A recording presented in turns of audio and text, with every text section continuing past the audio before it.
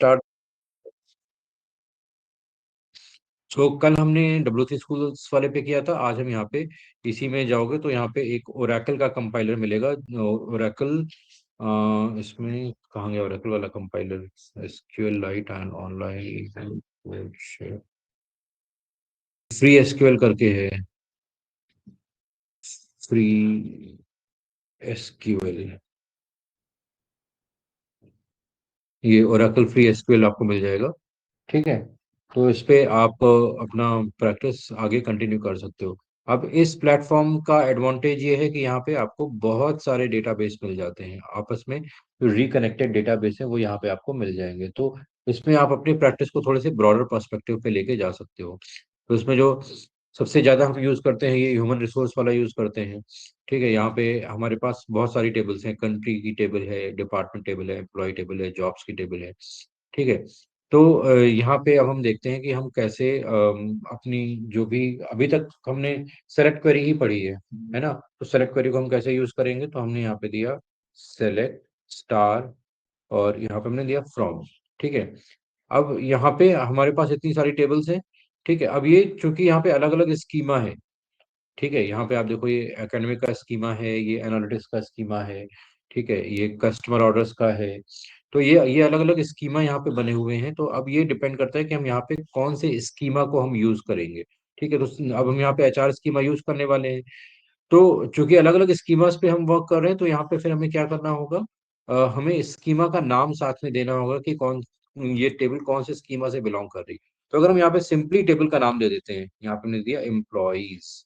ठीक है, ये एम्प्लॉय टेबल है ना, एम्प्लॉइज की टेबल है, हमने इसका नाम यहाँ पे नाम दिया। तो यहाँ पे ये एरर आएगी क्योंकि ये यहाँ पे बता रहा है कि यहाँ पे स्कीमा ये कोई डायरेक्ट एग्जिस्ट नहीं कर रहा है।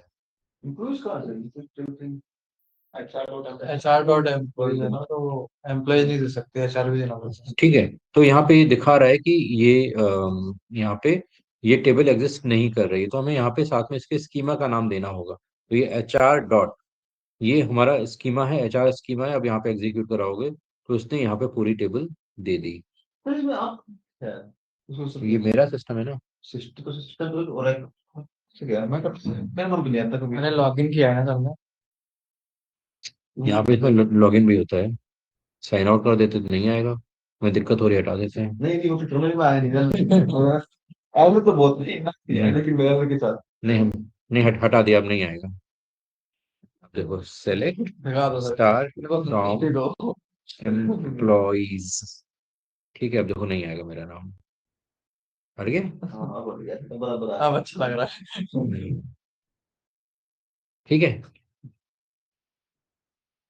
तो यहाँ पे हमने दिया HR.employees और इसको हमने यहाँ पे रन करा लिया। तो यहाँ पे रन कराने पे अभी ये पूरी टेबल हमारे पास आ गई। तो ऐसा कोई हार्ड एंड फास्ट नहीं कि आपने इसमें लॉगिन किया हो तभी ये सारी चीजें चलेंगी, अगर नहीं भी किया हो तो भी चल जाएंगी।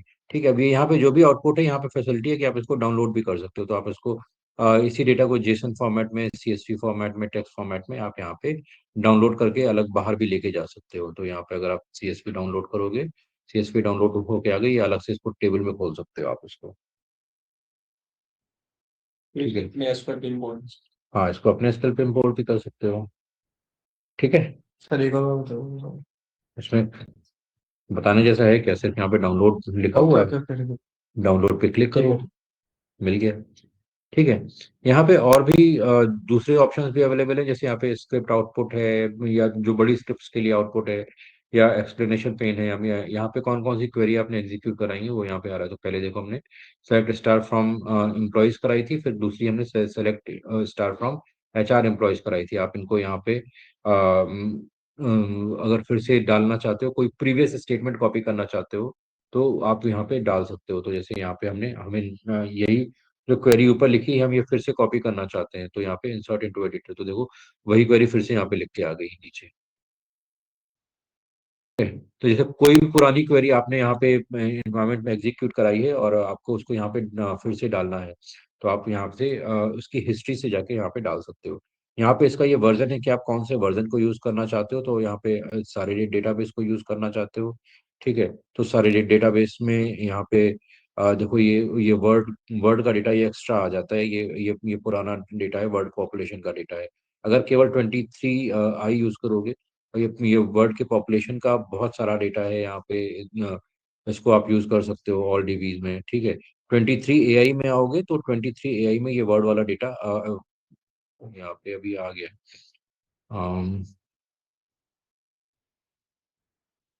एकेडमिक का डेटा, ठीक है, यहाँ पे वही मुझे लगता है नया डेटा फिर से डाल दिया होगा, ठीक है।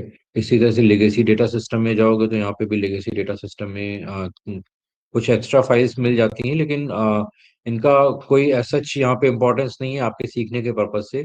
आप यहाँ पे कोई भी वर्जन सेलेक्ट कर सकते हो। यहाँ पे 23 AI वाला वर्जन आपका ओरेकल में, आप ओरेकल की साइट से डाउनलोड भी कर सकते हो इंस्टॉल करने के लिए।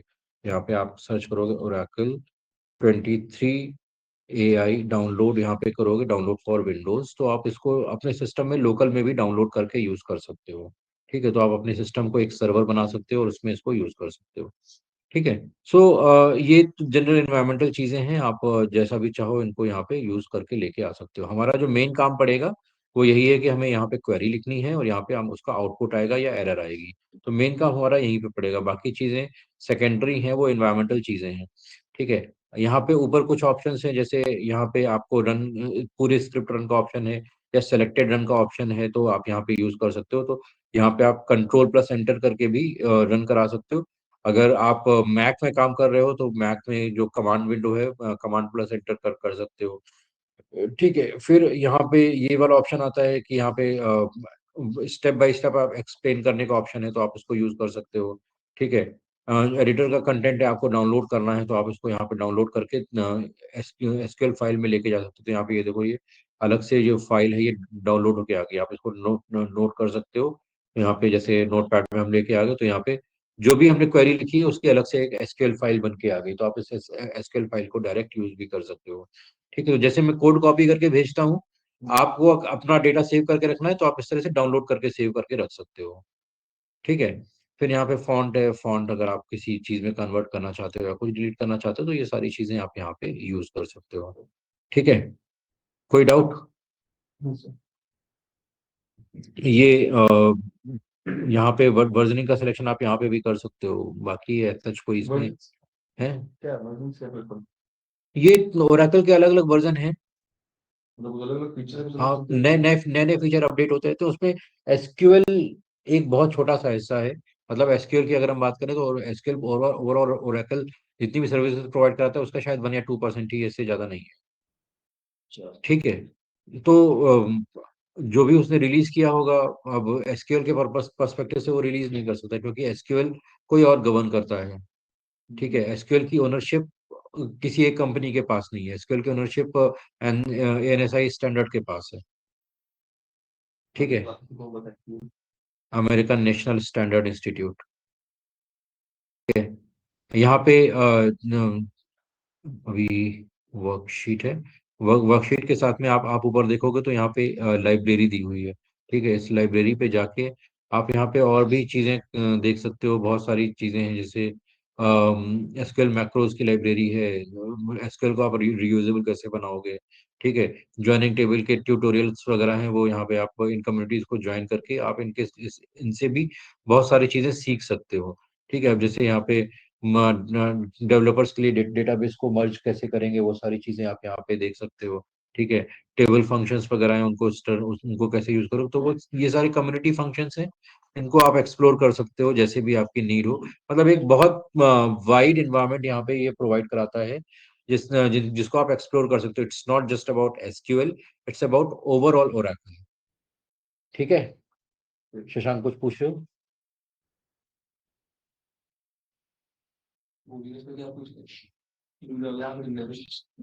ठीक है, कोई बात नहीं, इस बार लिख लेना। इतना समझ में आ रहा है? ठीक है। तो चलो हम मेनली जिस काम को कर रहे हैं हम उस काम को सर इसका देखते हैं। उस कैटलॉग पढ़ देना इसका और जहाँ पे लिखा होता है इसको दोबारा से।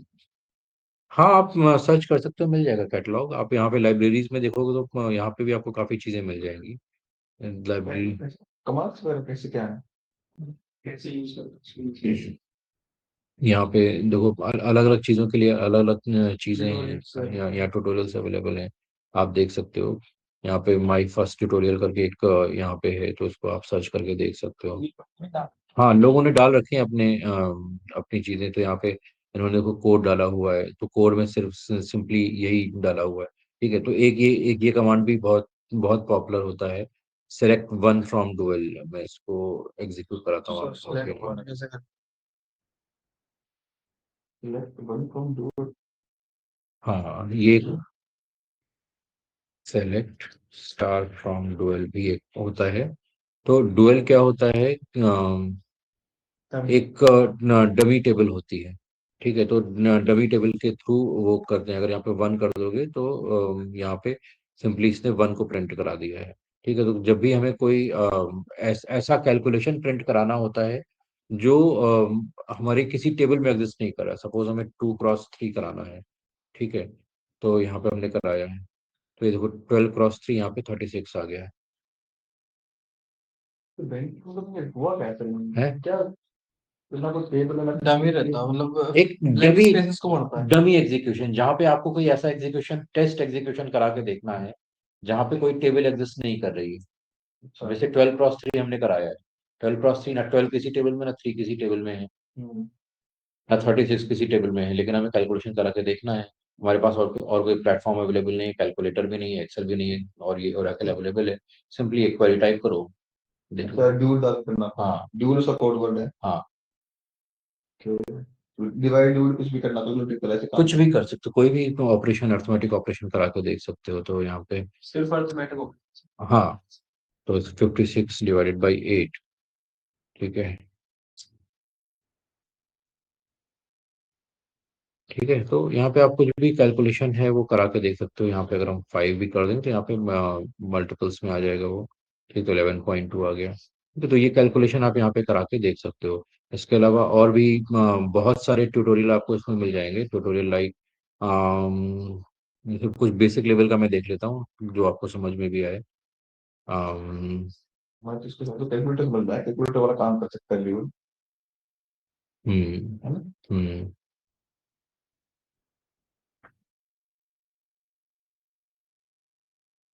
ऑर्डर बाय पार्टीशन बाय तो नहीं है अभी।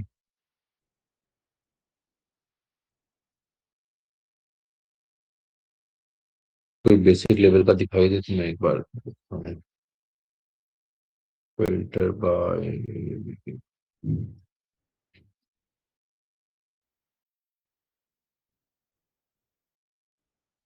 जैसे यहाँ पे ये एक एनालिटिकल व्यू का है। यहाँ पे देखो ये पूरी क्वेरी लिखी हुई है। अभी देखो क्वेरी तुम बोल रहे थे ना, 4-5 लाइन की क्वेरी, ये देखो। ये क्या है ये, ठीक है। क्वेरी है ये। इसे माउस पे ये कोई नहीं, कोई एरर आ जाए मतलब करेगा, वो एरर है क्या, बड़ी रन तो करा दी थी, इतना दिमाग लगा के। एक रिजल्ट क्या निकलेगा सर, करके देखना रिजल्ट दिखेगा हमें कुछ, इसका नहीं, रिजल्ट है क्या, निकाला क्या बंदे ने।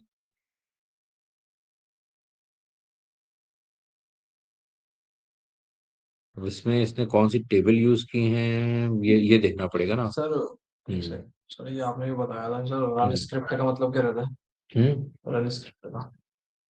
पूरा जो कोड है वो रन करने का है। तो उसमें देखना पड़ेगा मुझे, इंक्वायरीज को भी स्टडी करना पड़ेगा। डिपार्टमेंट आईडी, हम्म। जो डिपार्टमेंट आईडी है तो एम्प्लॉइज वाली। ठीक है, इसको बाद में देखेंगे, पहले बेसिक चीजें पढ़ लो।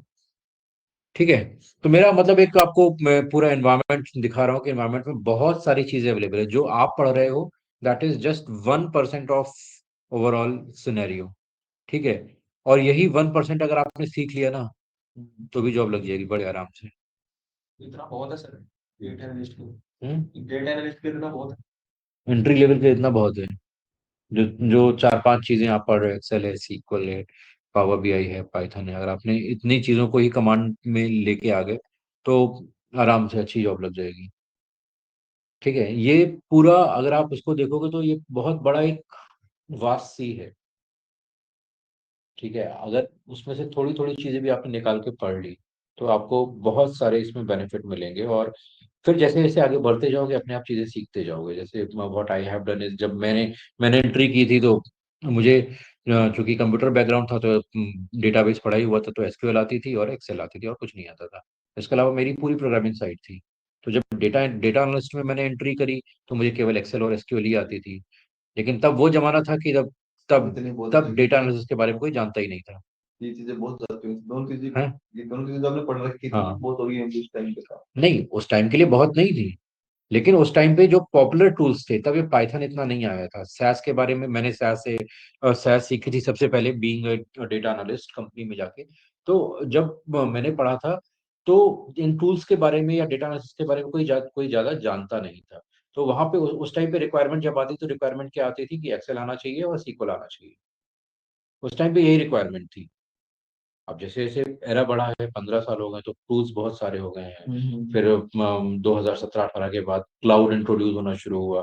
क्लाउड के बाद अब स्नोफ्लेक है, और सिक्योरिटी है, साइबर सिक्योरिटी, ये सारी चीजें, फुल स्टैक है वो सारी चीजें धीरे धीरे इंक्लूड होती चली गई उस पोर्टफोलियो में। तो दो तीन टूल, चार टूल को लेके आप जस्ट एंट्री कर सकते हो। इसके बाद फिर चीजें आप अपने आप सीखोगे सर एनवायरनमेंट के साथ में। मेरा एक डाउट है, मान लो मैं कस्टमर सर्विस में काम करता हूँ, तो मेरे को नॉलेज थी बिल्कुल इंटरव्यू देने कैसे क्या होता है। हम्म। तो हमारे इंटरव्यू देने के बाद सिलेक्शन कर लिया, उनके बाद हमारी ट्रेनिंग होती थी, हर हम्म। कंपनी का अलग प्लेटफॉर्म है। हम्म। तो मान लो जैसे ये टेक्निकल फील्ड हम कर रहे हैं, एक्सेल हम्म। एसक्यूएल कुछ भी, तो कंपनी जैसे हमने हायर कर लिया, उसके बाद भी हमारे कुछ ट्रेनिंग वगैरह होगी, या फिर सीधे वो बोल देंगे डाटा कर दिया इसके बाद नहीं ये नहीं नहीं, करो।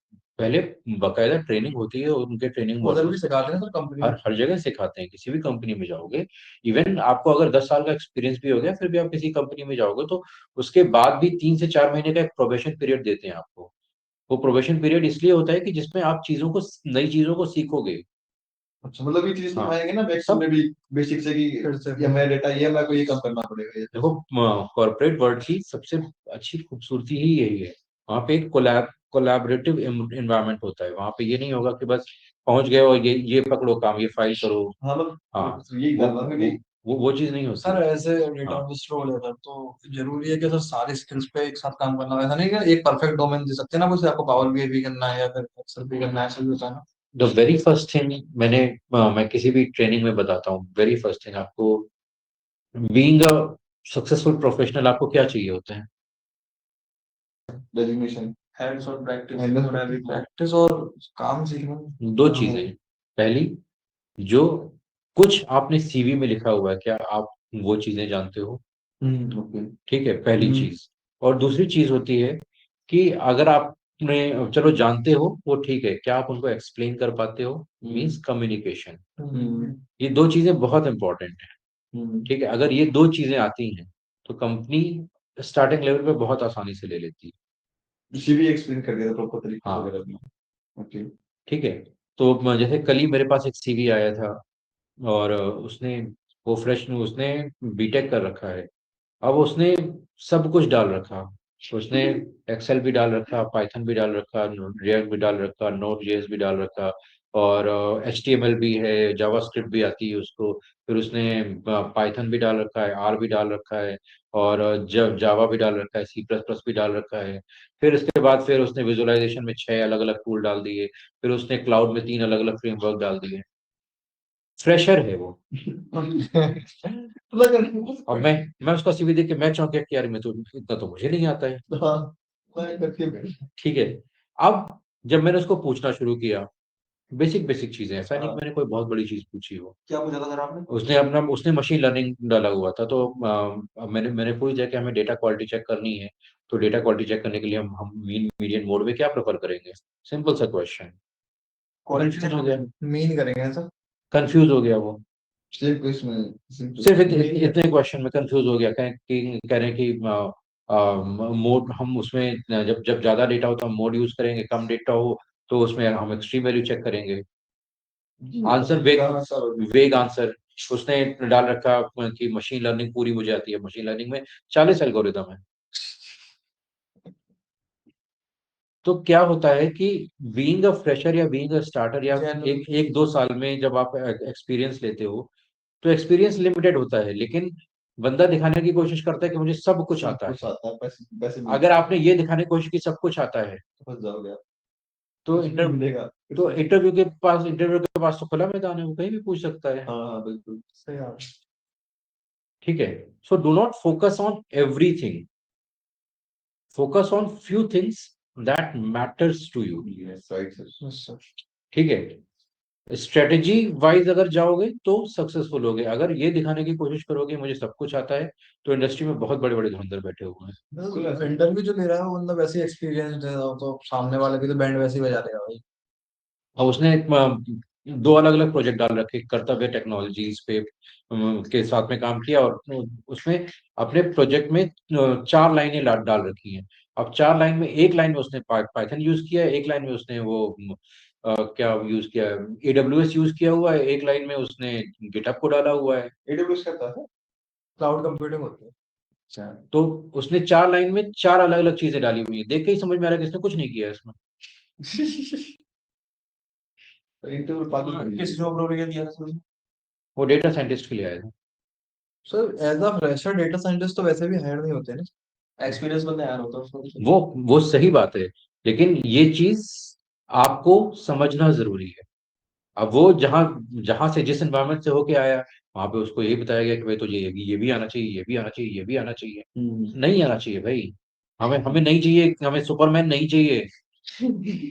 सुपरमैन बना देंगे। तुम हमारे साथ आओ, हम बनाएंगे सुपरमैन तुमको। धीरे धीरे सब कुछ हमें बनाओ सर, हम आ गए आपके पास। हमें चाहिए, हमें बनाओ सर, आप तो सर हम धीरे धीरे उड़ान भरेंगे सर। तो हमेशा ये ध्यान रखना है कि आपको बहुत ज्यादा चीजों पर फोकस नहीं करना है। ठीक है, इंडस्ट्री क्या देखती है, आपके पास प्रॉब्लम सॉल्विंग स्किल होनी चाहिए। ठीक है, आप प्रॉब्लम को प्रॉब्लम की तरह देखते हो या प्रॉब्लम को अपॉर्चुनिटी की तरह देखते हो। अपॉर्चुनिटी अपॉर्चुनिटी की तरह तो आंसर दे दिया। देखते देखते कैसे होगा दिमाग खराब हो जाता है। कल कल मैं तो देख ही रहा था, मैंने मुश्किल चीजों में ज्यादा था तो आसान नहीं था, आसान तो नहीं कर। Sir as a fresher sir, अब जो आपने बताई दो चार टूल मतलब जो आपने बताया उनको कंप्लीट करने के बाद sir as a fresher expected कितना रहता होगा सर? क्या एक्सपेक्टेड है? बस सैलरी आ गया। Ultimately show me the money, पैसा कितना दोगे। बताओ सर। हाँ, क्या पूछे?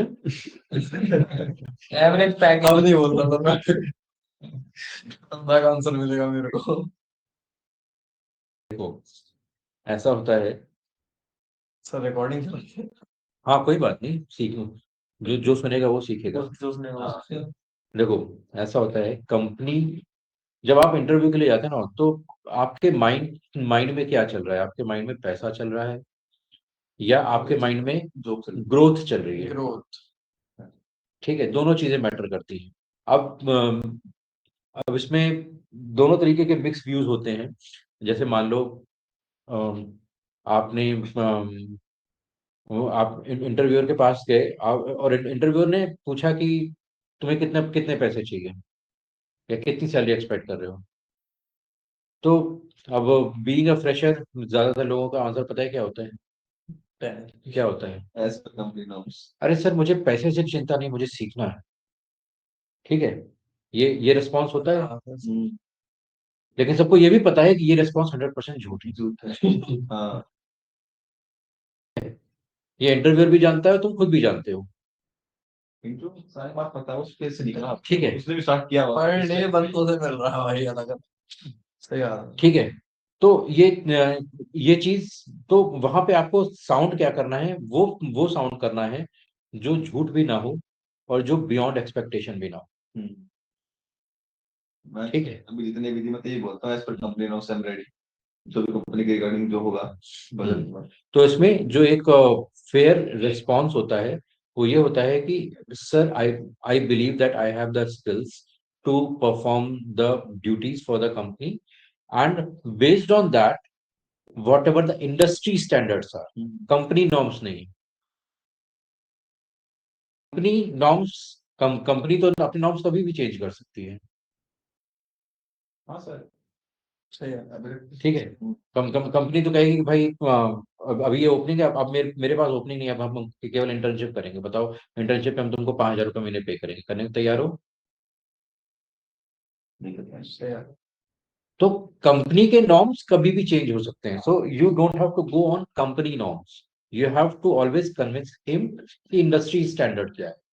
मेरा स्किल सेट क्या है और कंपनी का स्टैंडर्ड क्या है, दोनों को आप मैच कराओ, That's it, खत्म। अब इसमें अब इस आंसर में क्या है, मैं भी ये नहीं साउंड कर रहा हूँ कि बस किसी तरह से मुझे ले लो। अगर आप ये बोलते हो कि सर मैं तो बस सीखने आया हूँ, मुझे पैसे से मतलब नहीं है, तो आप क्या साउंड कर रहे हो, बस किसी तरह से रख लो महाराज, मुझे मुझे बस जॉब दे दो। ठीक है, तो वहां पे आप कॉम्प्रोमाइजिंग पोजीशन में आ जाते हैं। कल को अगर वो कहता है कि मैं तुम्हें 5,000 रुपये महीने दूंगा, तो आपको उस पर भी एग्री होना पड़ेगा, क्योंकि आप खुद ही बोल चुके हो कि जो मैं सीखने आया हूँ, जो मिलेगा मेरे लिए सही है, गलत है वो भी। ठीक है, दोनों चीजें आपको यहाँ पे बैलेंस करके चलना है। ठीक है, बात समझ में आ रही है? तो इसीलिए मेरा फोकस हमेशा ये होता है, जब भी मैं ट्रेनिंग के पर्सपेक्टिव में जाता हूँ, फर्स्ट ऑफ ऑल अपनी कम्युनिकेशन को इम्प्रूव करो। Communication is not only your English communication, communication is whatever you communicate, क्योंकि आप इंडिया में रह रहे हो और डेटा एनालिसिस ऐसी फील्ड है कि जहाँ पे हर फील्ड का क्लाइंट होगा। ठीक है, तो अगर आपकी जॉब किसी ऐसी जगह पे लगी है जहाँ पे इंग्लिश बोलने वाले नहीं है, तो वहाँ पे आपको हिंदी में भी समझाना पड़ सकता है। ठीक है, तो यहाँ पे लैंग्वेज कभी आपका बैरियर नहीं होना चाहिए। जैसे कुछ टाइम तक मेरे लिए लैंग्वेज बैरियर था। क्यों? क्योंकि मैंने इंग्लिश को 100% एब्जॉर्ब किया। मैं साउथ इंडिया में रह के मैंने अपनी हायर एजुकेशन करी, सो वहाँ पे ज़्यादातर सब इंग्लिश ही बोलते थे, तो मैंने इंग्लिश को अपने 100% एब्जॉर्ब किया। अब इंग्लिश को 100% एब्जॉर्ब करने के बाद जब मैं कहीं ट्रेनिंग देने के लिए खड़ा होता था, तो मेरे मुंह से इंग्लिश ही निकलती थी। लेकिन कहीं ना कहीं मैंने ये भी फील किया कि जब मैं इंग्लिश में लगातार बोल रहा हूँ, तो कुछ लोग मेरे साथ में कनेक्ट नहीं कर पा रहे। तो फिर धीरे से मैंने अपने उस स्टैंडर्ड को भी इम्प्रूव किया कि जितना अच्छे से मैं इंग्लिश में एक्सप्लेन कर रहा हूँ, उतना ही अच्छे से मैं हिंदी में भी एक्सप्लेन करूँ। भले ही टेक्नोलॉजी सारी इंग्लिश में है, बट सीखने वाले तो हिंदी वाले हैं ना। ठीक मैं है। तो उसका सर सैलरी मामले में पता क्या करता है, बड़ी फैमिली फैमिली को अड़ा देता है बीच में। मतलब अभी उसकी जॉब लगी है, खेल में है वो, फैमिली बैकग्राउंड तो बड़ा अच्छा है, सब कुछ सही है। जैसे एचआर के दूसरे में पहले राउंड में एचआर से ही पूछ लेते सैलरी वगैरह हम्म। क्या होगी, वो कहता हम्म। है मैं सॉरी मैं लास्ट कंपनी छोड़ने रीजन भी ये था, पैसे नहीं है मेरे पास, फैमिली में इकलौता कमाने वाला हूँ, पापा के मेरे ऐसी तबीयत है, मम्मी मेरे अभी ऐसे होने वाले हैं। भीख मत मांगो। मतलब वो ऐसे करता है, वो कह रहा है पैसा ना देगा, एचआर कौन सा दोबारा मिलना है, कह रहा है एक दिन मान लें क्या दिक्कत है, कौन सी बीएसएन में हो रही है, अंदर कमरे में बात हुई, कैसे सैलरी तो बढ़ रही है इस चक्कर में। उसकी रियली में सैलरी बढ़ी है सर, जहाँ लोगों को 3 लाख का पैकेज मिला, को 3.5 में पहुंचा इस चक्कर में। जैसे हर कंपनी में उसका एक्चुअल का फर्स्ट राउंड यही होता है, ये चार कंपनी चेंज कर ली, जाके ये रामायण भेज देता है किसी के सामने। इकलौता हूँ मैं, समझो मेरी मजबूरी है, ये है, वो है, जॉब नहीं मिली तो मेरे साथ ये हो जाएगा, ये है वो है। अच्छा तो सैलरी दे ही देता है। ठीक है, कोई बात नहीं। केशव, सर। जग रहे हो, सो गए? जगह हूँ। अच्छा, ठीक है, चलो फिर आगे देखते हैं। जो हम बोल रहे हैं सुनाई दे रहा है? क्लियर आवाज नहीं आ रही। क्लियर आवाज नहीं आ रही? Yes sir. बोल तो मैं इसमें रहा हूँ। नहीं, अच्छा, उसमें वहां पे माइक होगा ना। मुझे तो क्लियर आ रही है। विक्रम, आपको क्लियर आ रही है? जी ठीक है। सर। केशव, अपना माइक सही करो, तो सर नेटवर्क सही करो, फॉग हटाओ वहां से। करता हूँ सर। ठीक है, चलो फिर आगे यहाँ से देखते हैं कि अब जैसे हमारे पास ये बेसिक हमने कल देखा था, तो अब यहाँ पे इसी टेबल में हमें और अब सेलेक्टेड कॉलम्स चाहिए, तो सेलेक्टेड कॉलम्स में हमने यहाँ पे दिया first underscore name, comma last underscore name, comma salary, comma manager underscore ID, comma department underscore ID from HR dot employees. ठीक है, और अब यहाँ पे कभी कभी आपको इस तरह से यहाँ पे ये एरर दिखाई देगी, जैसे यहाँ पे सेलेक्ट है और सेलेक्ट के बाद यहाँ पे एरर आ रहा है। ठीक है, तो ये इसलिए आता है क्योंकि ये एक्सपेक्ट करता है कि हर उसके बाद सेमी कोलन होना चाहिए, जैसे सेमी कोलन प्रीवियस वाली में लगाओगे तो आगे वाली ये एरर हट जाएगी। ठीक है, और वैसे भी अगर नहीं भी लगाओगे तो और इसको खाली एग्जीक्यूट कराओगे तो इस पे इसमें कोई एरर नहीं आएगी। ठीक है, तो यहाँ पे ये देखो, अभी हमारे पास जो हमने कॉलम दिए थे वही कॉलम सारे यहाँ पे हमारे पास आ गए। ठीक है। अब इसी में आपको कंडीशन लगानी है कि कंडीशन, लेट सपोज हमें वो सारे बंदे चाहिए जिनकी सैलरी लेट से 10,000 से ज्यादा है। ठीक है। तो हमने यहाँ पे इसको सेलेक्ट किया और इसको यहाँ पे हमने डाला, उससे कंडीशन डाली where where salary is greater than और इक्वल टू 10,000। ठीक है। तो सेमी कॉलन जो है वो मस्ट है? नहीं, मस्ट नहीं है नहीं। ना, माई स्कूल में मस्ट है वो। माई स्कूल में मस्ट है। हाँ, तो यहाँ पे अभी देखो, हमें वो सारे बंदे मिल गए जिनकी सैलरी 10,000 से ज्यादा है। ठीक है, ग्रेटर देन और इक्वल टू 10,000, तो 10,000 या उससे ज्यादा। ठीक है। अभी आप यहाँ पे आप देख रहे हो डिपार्टमेंट आईडी, यहाँ पे मल्टीपल डिपार्टमेंट आईडीज हैं। ठीक है। अब हमें सारे बंदे नहीं चाहिए, हमें कुछ पर्टिकुलर डिपार्टमेंट्स के बंदे चाहिए। ठीक है। तो यहाँ पे हम क्या लगा सकते हैं, हमने यहाँ पे लगाया where department underscore ID in, और यहाँ पे let suppose department ID number 20, department ID number 40, then 50 and department ID number 90। ये हमें चाहिए। तो हम इस तरह से यहाँ पे मल्टीपल कंडीशंस में अप्लाई कर सकते हैं इनके साथ में। इनका यूज मतलब एक ही कॉलम के अंदर डिफरेंट कंडीशन लगाने, कुछ पर्टिकुलर वैल्यू हाँ, लगाते हैं। इनका यूज हम तभी करते हैं जब जब हमें एक ही कॉलम के अंदर मल्टीपल और कंडीशन लगानी। तो आप इस चीज को ऐसे भी लगा सकते हो। इस चीज को लगाने के लिए आप ऐसे भी कर सकते हो, department ID is equal to 10 और department underscore ID is equal to 20। ठीक है। तो इस तरह से भी आप कर सकते हो।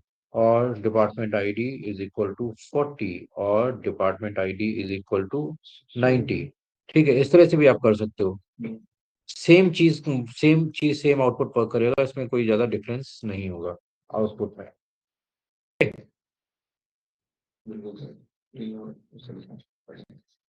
क्लियर है? तो जब भी आपको एक ही कॉलम में इस तरह की चीजें लगानी हो तो आप यहाँ पे इनका यूज भी कर सकते हो। ठीक है। ठीक है। अलग अलग कॉलम में अगर चीजें लगानी है तो अलग अलग कॉलम में आपको लगाने के लिए फिर आपको कंडीशन लगानी होगी। अब जैसे मान लो यहाँ पे ये हमारी कंडीशन थी कि इसमें हमारे पास अलग अलग डिपार्टमेंट आईडी है। ठीक है। अब यहाँ पे आपको इन्हीं डिपार्टमेंट आईडी से चाहिए और वो चाहिए जिनकी सैलरी लेट से 5,000 से नीचे है। ठीक है। तो यहाँ पे आप क्या लगाओगे? कंडीशन ये है कि जो जो डिपार्टमेंट आईडी है वो ये होनी चाहिए और सैलरी 5,000 से कम होनी चाहिए। तो हम यहाँ पे एंड कंडीशन लगाएंगे। ठीक है। अभी यहाँ पे देखो, ये और कंडीशन लगी हुई थी। ठीक है। यहाँ पे और कंडीशन लगी हुई है। और कंडीशन का मतलब क्या है? या तो ये सही या ये सही या ये सही या ये सही, पहली या दूसरी या तीसरी, कोई भी एक सही होनी चाहिए। कोई भी एक कंडीशन ट्रू होनी चाहिए तो वो आपको आउटपुट देगा। एंड में क्या है, दोनों कंडीशन जब ट्रू होंगी तभी वो आउटपुट में जाएगा। ठीक है। तो यहाँ पे हमने दिया where salary is less than और इक्वल टू 6,000। वेयर नहीं आया था यहाँ, या सिर्फ सेल से हो गया? आ गया वेयर शुरू में है ना, वेयर हमेशा एक ही बार लगेगा, किसी भी क्वेरी में वेयर एक ही बार लगेगा।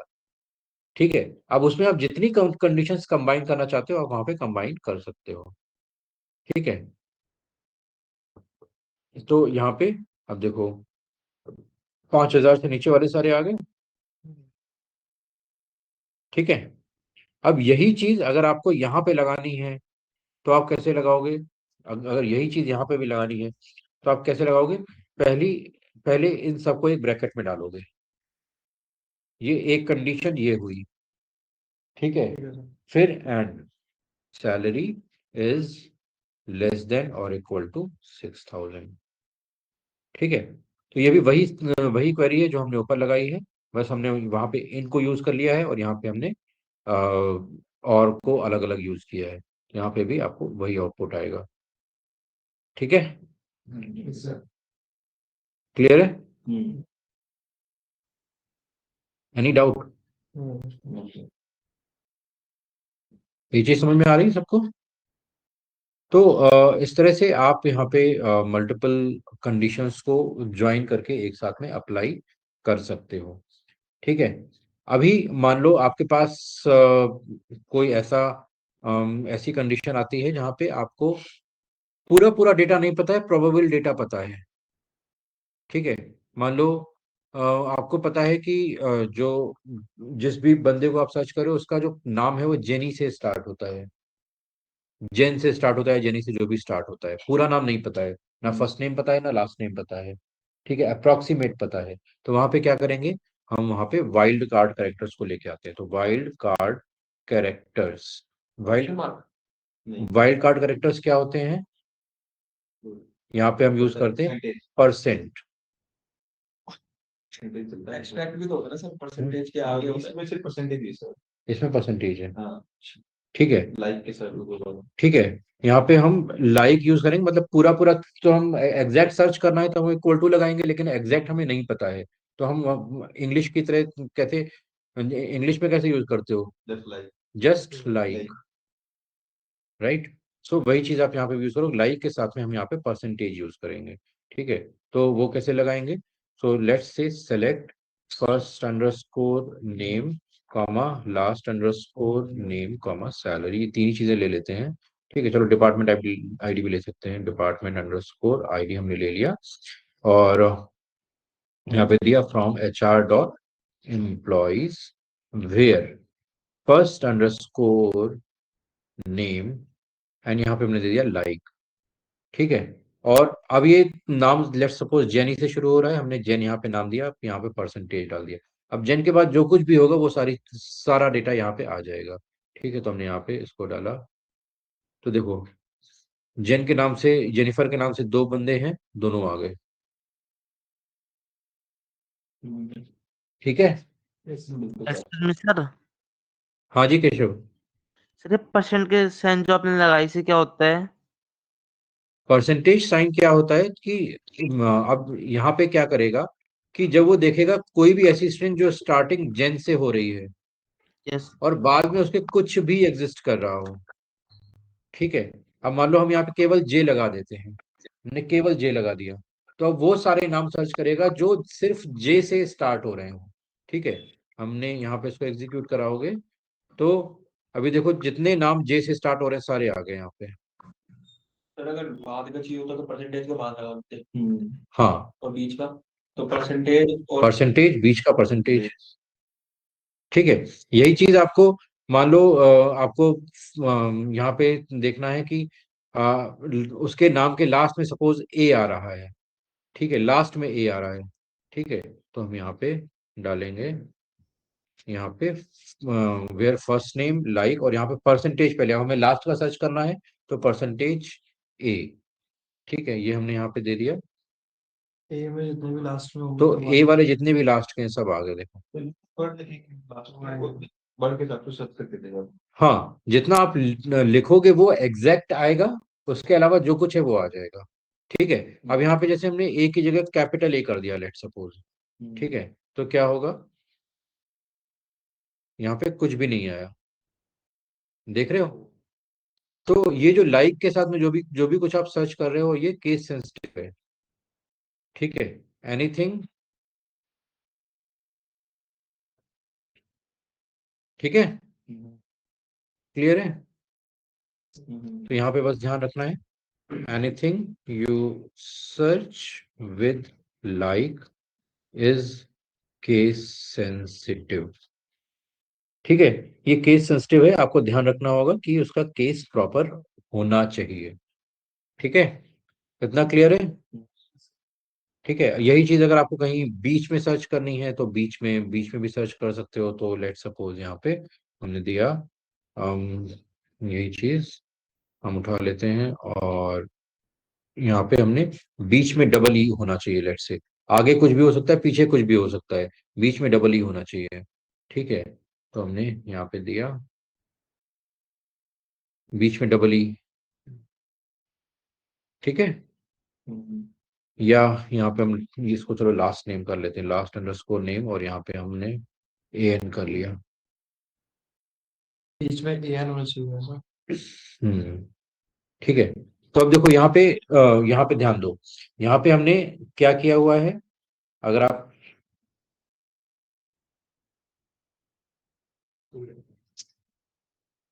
यहाँ पे थोड़ा सा ध्यान दोगे तो यहाँ पे क्या आ रहा है, हमने स्टार्टिंग में कुछ भी होना चाहिए, एंड में कुछ भी होना चाहिए, बीच में होना चाहिए ए एन। अब आउटपुट पे ध्यान दो, आउटपुट पे क्या आ रहा है। आउटपुट में यहाँ पे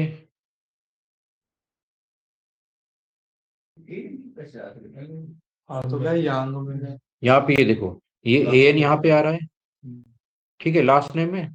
ठीक है, अब यहाँ पे देखो ए एन लास्ट में आ रहा है, इनमें ए एन लास्ट में आ रहा है, तो भी ये आउटपुट दे रहा है। ठीक है, तो ये यहाँ पे आउटपुट इसलिए दे रहा है क्योंकि यहाँ पे क्या करें, हमने कुछ भी बोला था ना सर कि परसेंट एन के बाद कुछ भी है बेशक यहाँ पे परसेंटेज का मतलब ये नहीं है कि नेसेसरीली वो एग्जिस्ट ही करता हो। हाँ डैश लगा दे। हाँ, रुक तो जाओ फिर रुक जाओ, अभी मैं बता रहा हूँ। अभी यहाँ पे परसेंटेज का मतलब ये नहीं है कि वो उसके आगे या पीछे वैल्यू नेसेसरीली एग्जिस्ट कर ही रही हो। ठीक है, ऐसा कोई जरूरी नहीं है, हो सकता है वही स्टार्टिंग भी हो सकता है वही एंडिंग भी हो। तो परसेंटेज का मतलब यह है कि अप्रोक्सीमेट वैल्यू हम सर्च कर रहे हैं, तो अगर उतना पोर्शन एग्जिस्ट कर रहा है, वो भले भले ही बीच में हो, स्टार्टिंग में हो या लास्ट में हो, या सिर्फ वही हो, तो भी वो उस वैल्यू को सर्च करके लेके आएगा। ठीक है, यहाँ पे परसेंटेज का मतलब प्रोबेबिलिटी फाइंड आउट करना है, नेसेसरीली फाइंड आउट करना नहीं है। ठीक है, समझ गए, कोई डाउट नहीं है। ठीक है, बहुत सारे लोग इसमें कंफ्यूज होते हैं कि ये ऐसा आ रहा है तो बाद में भी कुछ होना चाहिए, हमने दिया तो बाद में कुछ होना चाहिए, ऐसा कोई जरूरी नहीं है। परसेंटेज का मतलब हाँ जो लास्ट में एन आ हाँ, आप एन के बाद डैश दीजिएगा जरा। ए एन के बाद डैश दोगे तो फिर वो ए एन डैश पूरा सर्च करेगा फिर। अंडरस्कोर बोल रहा है अंडरस्कोर। हाँ अब नहीं आएगा सर, आप देखिए हाँ, तो अब नहीं आएगा, क्योंकि वो उसका वर्ड नहीं है। अब नहीं आएगा वो। अब नहीं है ठीक है, क्योंकि इसके बाद एक वर्ड फाइंड नहीं हो रहा ना उसका। तो अब यहाँ पे कर क्या रहा है, अब यहाँ पे अंडरस्कोर का मतलब क्या होता है, अंडरस्कोर का मतलब ब्लैंक स्पेस।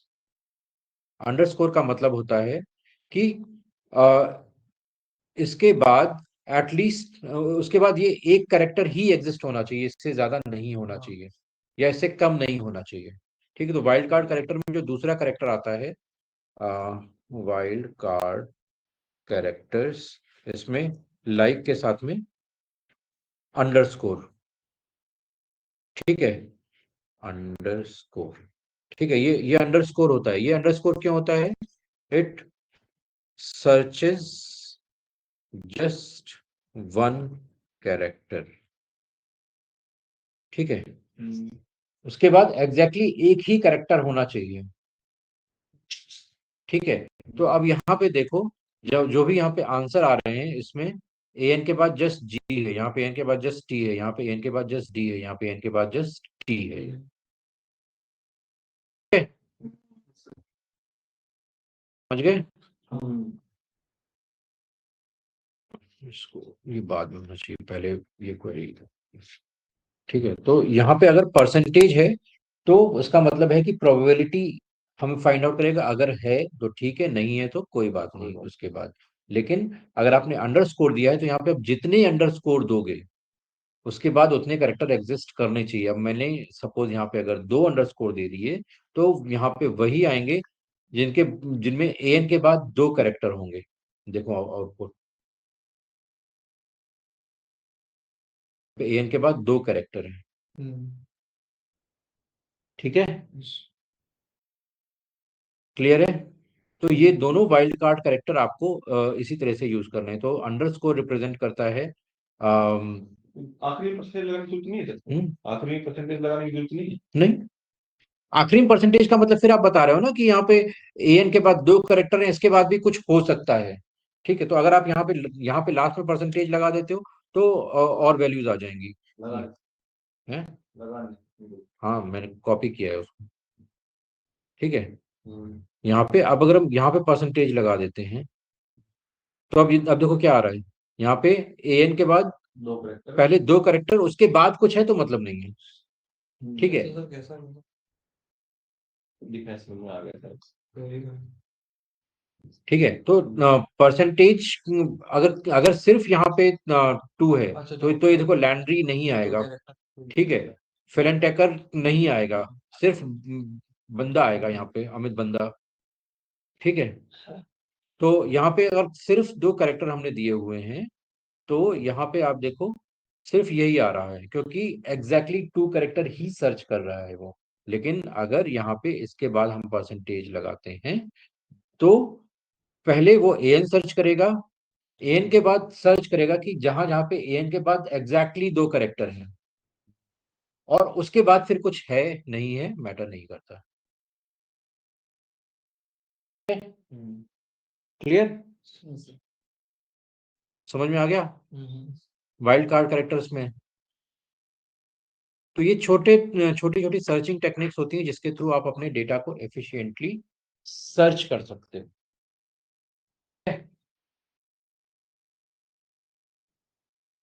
अब हम्म, अभी एग्रीगेशन है। कल बताया था किस तरह होता है। अब इसके बाद आता है एग्रीगेशन।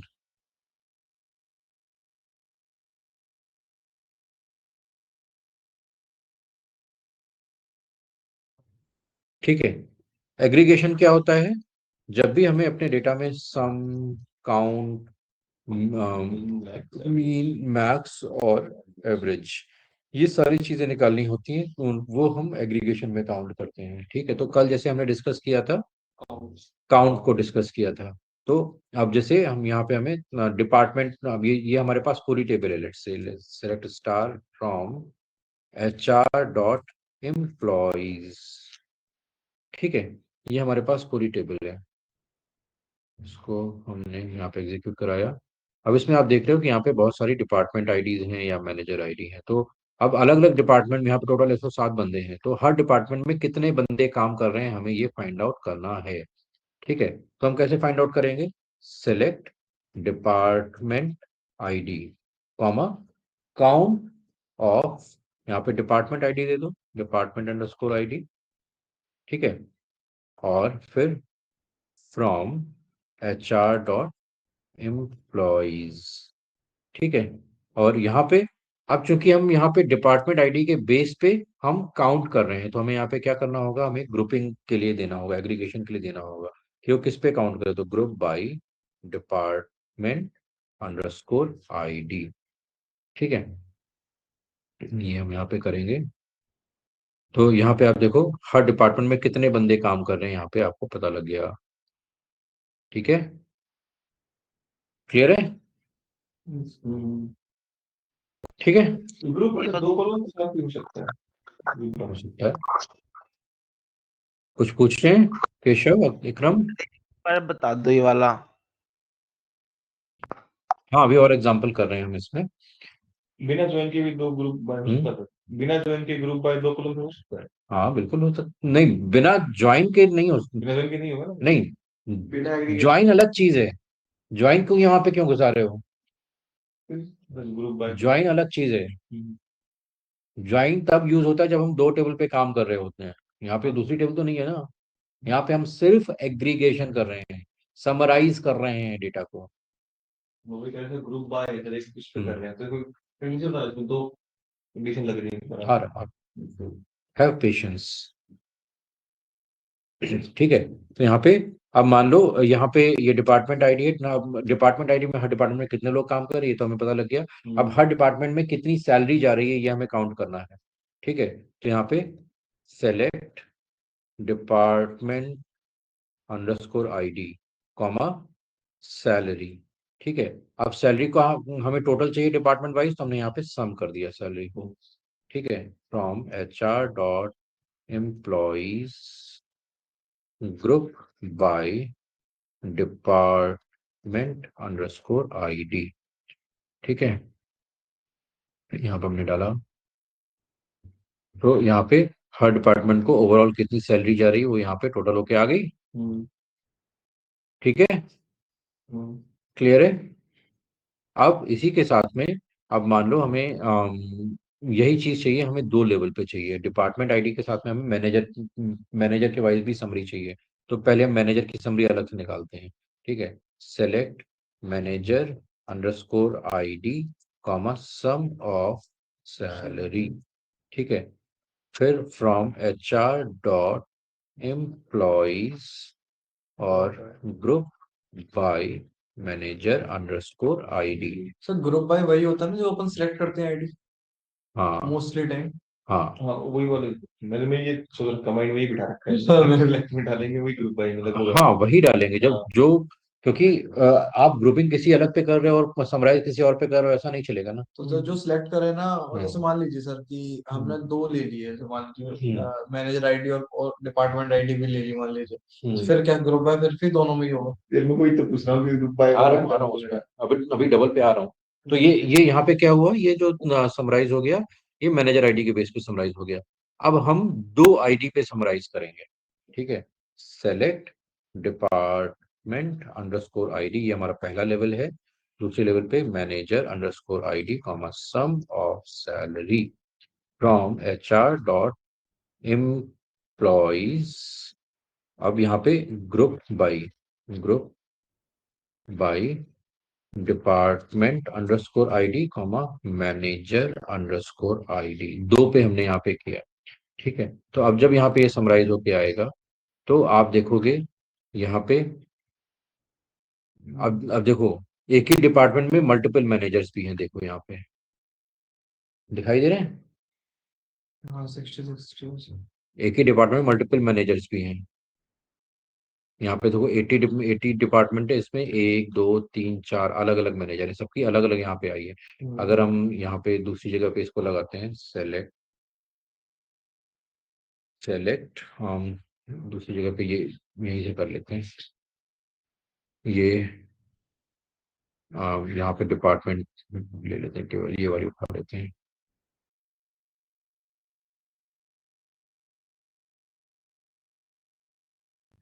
यहाँ पे आप देखोगे तो डिपार्टमेंट नंबर 60 की 2,88,000 टोटल सैलरी बन रही है, लेकिन यहाँ पे अगर आप देखोगे तो डिपार्टमेंट नंबर 60 की यहाँ पे एक ये है, ये डिपार्टमेंट नंबर 60 है ना। हाँ, डिपार्टमेंट नंबर 60 की 2 लाख नहीं 28,800 का। ठीक है, और यहाँ पे देखो 19,800 और 900। 28,800। ठीक है, तो यहाँ पे दोनों एक साथ आ रही हैं। ठीक है, यहाँ पे चूंकि एक ही डिपार्टमेंट में दो मैनेजर है तो दोनों की अलग अलग यहाँ पे जो सैलरी है वो डिवाइड होके यहाँ पे आ रही है। ठीक है, इसी तरह से यहाँ पे अगर यहाँ पे 50 नंबर देखोगे तो 50 नंबर में यहाँ पे आपको चार अलग अलग मैनेजर दिखाई दे रहे हैं। ठीक है, और यहाँ पे सब 25,000 23,000 25,000 23,000 इस तरह से आ रहा है, तो ये लगभग मिला के 46 96 97 97,000 यहाँ पे आ रहा है। ठीक है, टोटल यहाँ पे अगर देखोगे डिपार्टमेंट नंबर 50 भी होगा, फिर अभी नीचे भी होगा कुछ इसमें, नहीं और भी है 50, यहाँ तक है, यहाँ तक पूरा जा रहा है। ऊपर भी होगा फिर, हाँ ये देखो ऊपर भी है। तो 36 and 22 58 58 and 25 83 83 and 23 106 106 and 25 131 131 and 23 1,54,000 something पहुंचेगा, 54,000 से ऊपर ही जाएगा। यहाँ पे 1,56,000। ठीक है, समझ गए।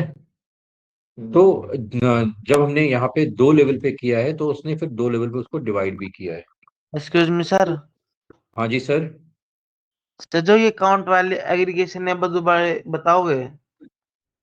यहाँ पे देखो कर क्या रहा है। अब जैसे आपको ही मान लो ये टेबल है पूरी, इस यहाँ पे अगर हम एम्प्लॉय की टेबल आप देखोगे तो एम्प्लॉय की टेबल किस कैसे है, यहाँ पे हमारी select star from HR dot employees. ठीक है, ये हमारे पास टेबल है। इसमें अगर आप यहाँ पे देखोगे तो यहाँ पे ये डिपार्टमेंट आईडी करके ये टेबल है। ठीक है, अब यहाँ पे डिपार्टमेंट में अब ये तीन लोग हैं डिपार्टमेंट में, यहाँ पे 17,000 17,000 और 24,000, ये तीन लोग हैं जो यहाँ पे काम कर रहे हैं। ठीक है, अब हमें फाइंड आउट करना है कि इस डिपार्टमेंट नंबर 90 में जो टोटल सैलरी जा रही है वो कितनी जा रही है, ये हमें फाइंड आउट करना है। ठीक है, तो हमें क्या करना पड़ेगा, इस डिपार्टमेंट में जितनी सैलरीज हैं हम उसको ऐड करेंगे। तो यहाँ पे 24,000 प्लस 17,041 प्लस 58,000। ठीक है, तो 90,000 जो डिपार्टमेंट नंबर 90 की जो टोटल सैलरी कितनी जा रही है, 58,000 जा रही है। ठीक है, तो वो यहाँ पे डिपार्टमेंट आईडी में यहाँ पे ये सम होके आ गई। ठीक है केशव। सर मैंने एक बार काउंट का बता दो, सम का तो समझ में आ गया। काउंट में क्या है, यहाँ पे काउंट लगा लो।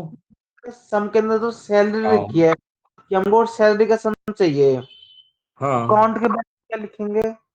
काउंट में चाहिए कि भाई कितने लोग काम कर रहे हैं इस डिपार्टमेंट में। 3 लोग काम कर रहे हैं, यहाँ पे 3 दिखाई दे रहे हैं, 1 2 3, हाँ 3 दिखाई दे रहे हैं, भाई 3 यहाँ पे हाँ। आ रहे हैं। Okay sir. ठीक है, ऐसे यहाँ पे डिपार्टमेंट नंबर 60 में देखो, डिपार्टमेंट नंबर 60 है, फिर हम हमारा यहाँ पे डिपार्टमेंट नंबर 60 में कितने लोग काम कर रहे हैं, 1 2 3 4 5, 5 लोग काम कर रहे हैं। तो यहाँ पे कितना काउंट आ रहा है, 5 आ रहा है। Yes sir. आ गया समझ में। Okay sir. हाँ जी, आप पूछो। Sir group by department ID का मतलब, हम्म, ग्रुप बाय डिपार्टमेंट आईडी का मतलब डिपार्टमेंट आईडी क्या है, कॉलम। कॉलम है ना। अब इस कॉलम पे जितनी भी यूनिक वैल्यूज हैं उनको हम एक साथ ग्रुप करके लेके आ रहे हैं। उनके अंदर कितने कितने हाँ, डिपार्टमेंट नेम उसके अंदर कौन कौन से डिपार्टमेंट ग्रुप हैं बना रहे हैं, उनका ग्रुप कर रहे हैं। कंडीशन है सर।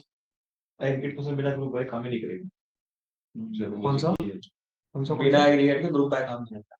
मैंने भी देखा है, तो बिना ग्रुप बाय नहीं करेगा। दोनों एक दोनों दूसरे के सेम बिना ही काम तो नहीं है, करते। बात तो एक ही है। दोनों एक दूसरे के बिना काम नहीं हाँ, करते। अगर आपको एग्रीगेट करना है तो ग्रुप बाई लगाना है, हाँ, और ग्रुप बाई लगाओगे तभी एग्रीगेट और करोगे। ग्रुप बाय वही लगाना है जो हम सिलेक्ट करेंगे। ठीक है, तो दोनों एक दूसरे के कॉम्प्लीमेंट्री हैं, अलग अलग नहीं है। हम्म। ठीक है, समझ गए केशव, विक्रम। सर हाँ जी, एक बार जरा स्क्रीन में वो दिखाने की चीज पूछनी है। पूछो। जो हमने सम के बैकग्राउंड में सैलरी लिखा है, उससे हम्म, पहले सेलेक्ट डिपार्टमेंट आईडी, हम्म, तो वो तो डिपार्टमेंट आईडी का सम करेगा। हाँ, डिपार्टमेंट आईडी का सम क्यों करेगा करेगा, और डिपार्टमेंट आईडी का सम करके आपको करना क्या है। नहीं आपने वो काउंट सम पहले लिख रखा है। देखो, यहाँ पे जो आपके एग्रीगेशन फंक्शन होते हैं उसमें दो चीजें आपको ध्यान में रखनी है। आपके आपके डेटा में दो तरीके की वैल्यूज होती हैं, एक होती है न्यूमेरिक वैल्यू, ठीक है, दूसरी होती है आपकी कैटेगोरिकल वैल्यू।